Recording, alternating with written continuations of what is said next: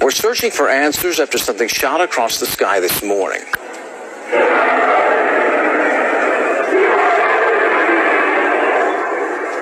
Imagine this. In recent weeks, residents of Oklahoma City and surrounding areas were rattled by an eerie sound that could not be explained. It's not the kind of thing you'd expect on an average night. This was no simple car passing by or machinery running. It was loud, persistent, and unsettling, with many describing it as something unnatural. The noise seemed to echo through the night, unnerving people so much that it kept them awake, their minds racing with thoughts of what could be causing it.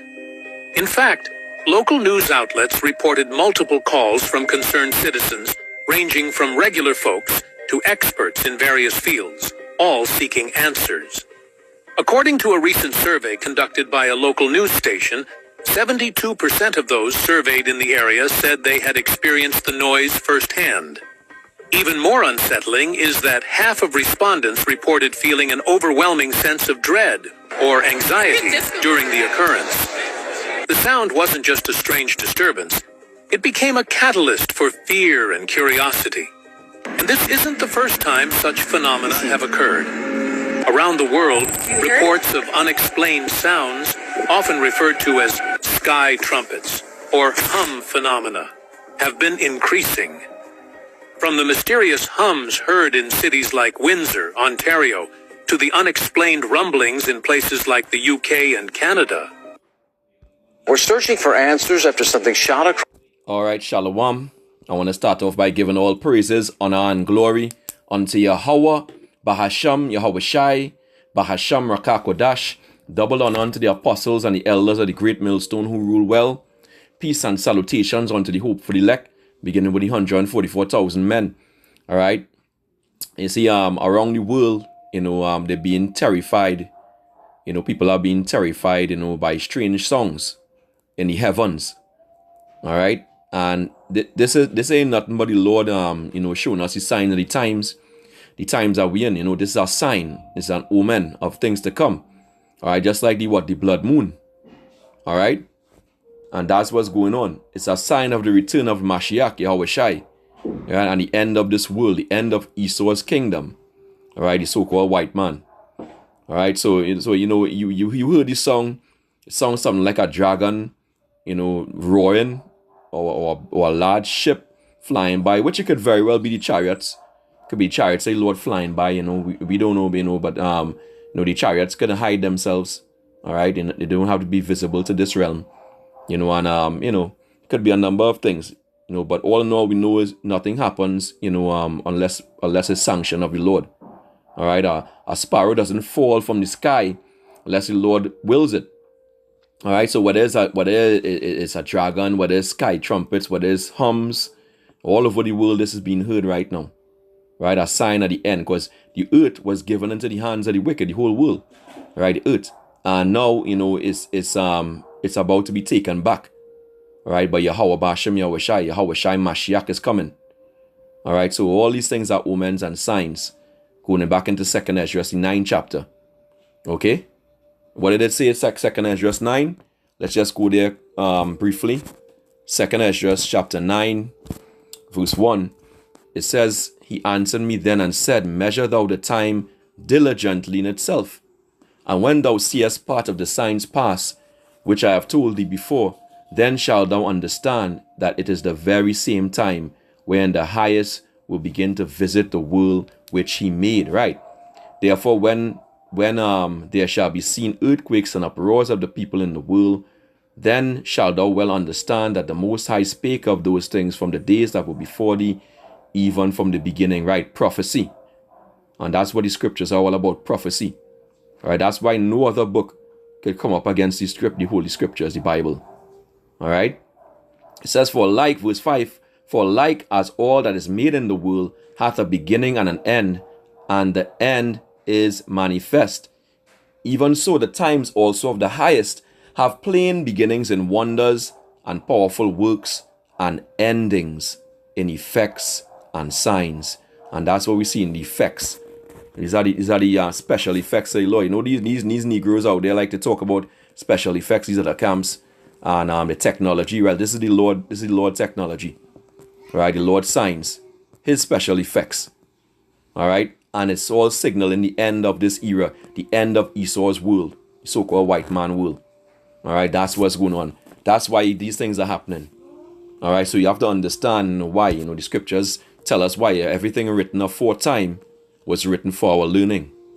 All right, so this is Luke 21 and 25. It says, and there shall be signs in the sun and in the moon, like the blood moon we just had, for the Passover. All right, and we know in that Passover season. All right, it says, and there shall be signs in the sun and in the moon and in the stars, and upon the earth distress of nations with perplexity. Right, because these nations, they didn't know what it was. They're saying it's something unnatural. But little do they know, it's something supernatural. All right, it's not unnatural, it's supernatural. Because the angels are doing it, more than likely, right? The Lord is the one who's doing it. All right, so you have experts, you have normal people, who perplex at this. They can't tell you the reason, why it's happening. They can't tell you what's causing it. But we can tell you. All right? And they find themselves, being overwhelmed by a sense of dread, a sense of anxiety, which is pain. Because why? It's a sign of the end of this kingdom. And the great plagues that are coming upon Babylon, the great America, and around the world. All right? So let's go into this word perplexity. Define that, Perplexity. It says the inability to deal with or understand something. Confusion, bewilderment, puzzlement, bafflement. So they're puzzled, they're bewildered, they're confused, they're in a quandary basically. All right, let's get out of quandary. Quandary. A state of perplexity or uncertainty over what to do in a difficult situation. So they don't have the eye salve to understand why this is happening. Because the Lord said he's going to send all these plagues for what? For amendment. Go into 2nd Ezra, the 16th chapter from the 17th verse and read down. All right, so it's because of sin and wickedness in this world why the Lord is sending the plagues on this world. It's meant for you to repent. But they don't have the wisdom to discern the sign of the times. All right. Let me see if I can get something here. Let me see if I can remember how the precept goes. All right, you hypocrites. Let's see. You know how to Salakia. You know how to discern James Version. Let's Salakia for this. All right, here we go. All right, Matthew 16 and 2. Let's go there briefly. Matthew chapter 16 verse 2. We'll come back to the other precept. Right, it says Matthew 16 and verse 2. It says the Pharisees also with the Sadducees came and tempting desired him that he would show them a sign from heaven. Right, these wicked that's the wicked Sadducees and Pharisees. Right, but they were righteous ones too. It says he answered and said unto them, when it is evening, ye say it will be fair weather, for the sky is red. And in the morning it will be foul weather today, for the sky is red and lowering. O ye hypocrites, ye can discern the face of the sky, but can ye not discern the signs of the times? Yeah, they were asking for a sign, and yet they couldn't discern the signs, that Yahweh was right in front of them. Right, Yahweh the Savior was right in front of them. All right. It says a wicked and adulterous generation seeketh after a sign. Yeah, they won't have a sign of us to know that we are the prophets. All right. And there shall no sign be given unto them but the sign of the prophet Jonas. And he left them and departed. So you ain't going to get a sign out to us, a miracle to show that, we are the true prophets and what we're saying is true. All right. The signs are before you. All right. What we see there is before you. All you're going to get is the word, thus said the Lord, and nothing at all. Nothing else. All right. Until this word is preached to the four corners of the earth and the elect is sealed and the famine of the word comes. So you better pay attention now while you have the time. All right. Because the time is short.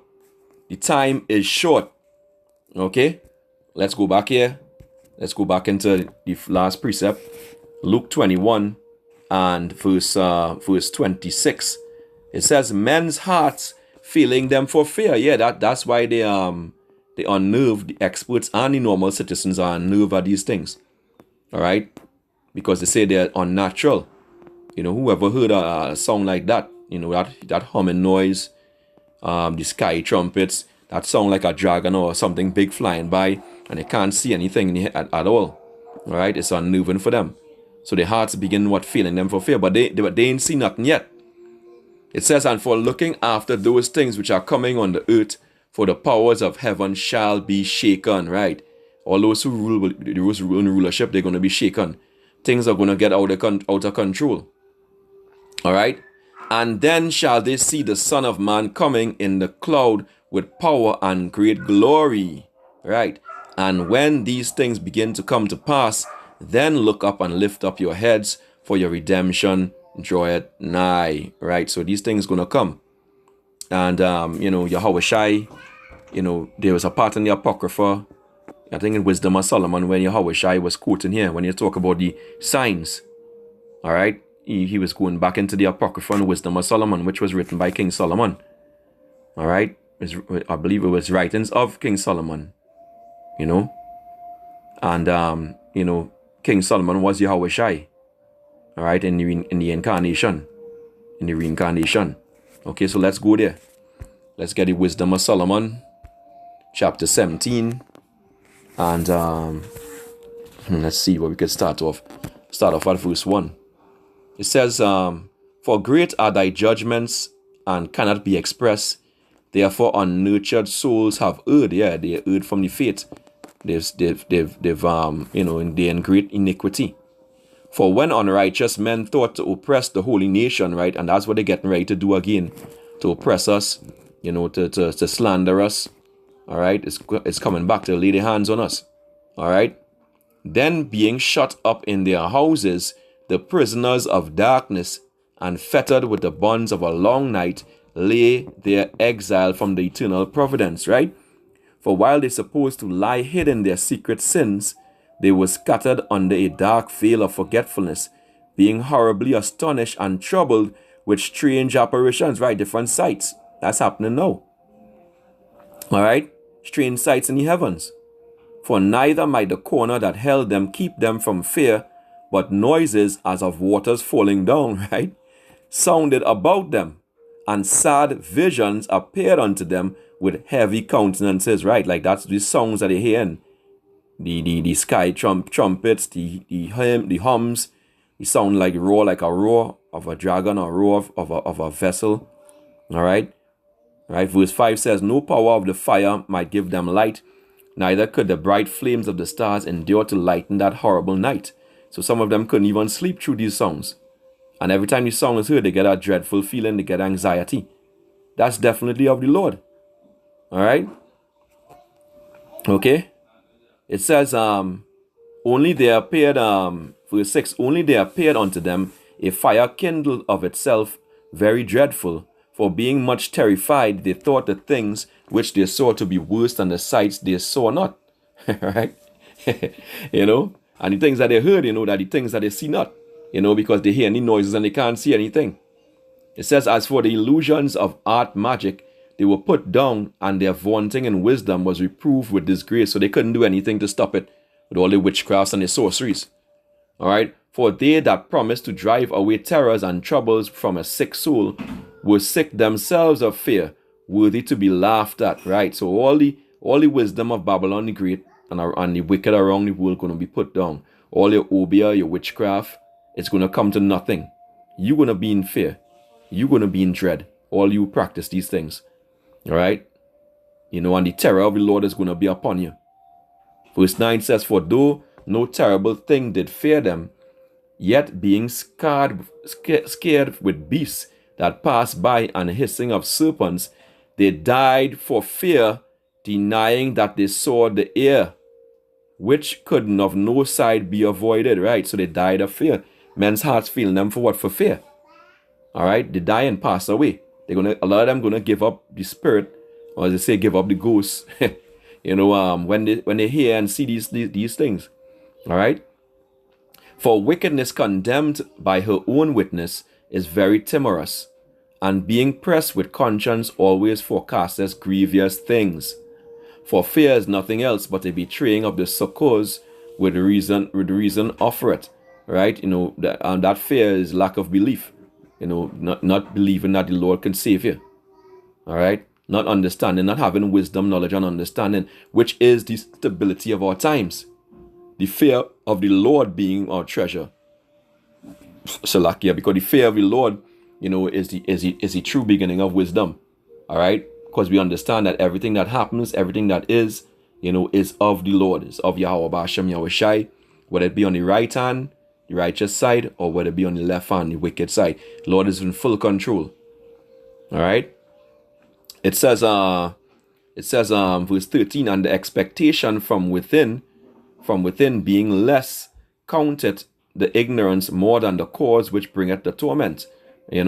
So just the thought of it, is worse than the actual torment itself.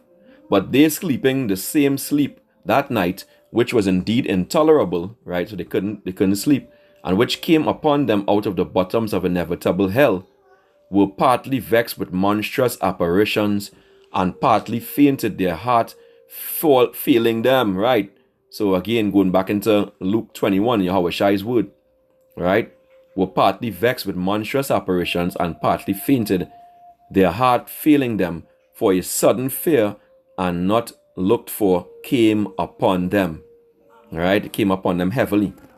So then, whosoever there fell down was straitly kept, and in great difficulty, shut up in a prison without iron bars. So they're so afraid their own houses become a prison, your own bedroom become a prison, your own cupboard, your wardrobe become a prison. All right. For whether he were husbandman or shepherd or a laborer in the field, he was overtaken and endured with necessity, which could not be avoided. For they were all bound with one chain of darkness, and that darkness is covering the whole earth, beginning with Babylon the Great. And that's why this light has come, this truth. That's why you have to repent and be converted. All right, because darkness is about to cover this place. Maybe from this year. All right, it says, whether it were whistling wind, verse 18, or a melodious sound noise of birds about the spreading branches, or a pleasing fall of water running violently, right? Or the sound of the humming, the sound of the sky trumpets, the song of the dragon. All right, it's terrible. All right, it says, verse 19, or a terrible sound of stones cast down, or a running that could not be seen. Could they see anything? No, they couldn't. All right, of skipping beasts, right? Or the running that could not be seen of skipping beasts. And they said, it couldn't be a car or a train or anything like that passing. It sounded like a sound of skipping beasts. It sounded like a dragon. Or a roaring voice of the most savage wild beast. And that's what it sounded, when the most savage wild beast. What's more draconian and savage than a dragon? Right? Or a rebounding echo from the hollow mountains. These things made them to swoon for fear. All right? And that's what's happened to them here. They're swooning for fear. And really and truly, the most, they ain't seen nothing yet. They ain't seen the true darkness come yet. Verse 20 says, for the whole world shined with clear light, and none were hindered in their labor.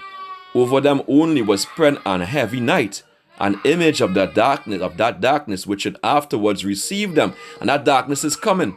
The plagues are coming. Mainly the first and foremost, and lastly, seventh plague, the nuclear missiles.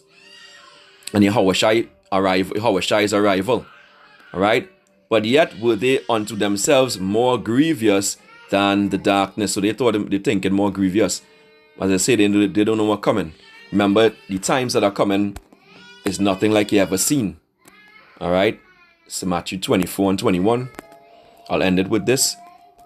All right, it says, Matthew 24 and 21, for then shall be great tribulation, such as was not since the beginning of the world to this time, no, nor ever shall be.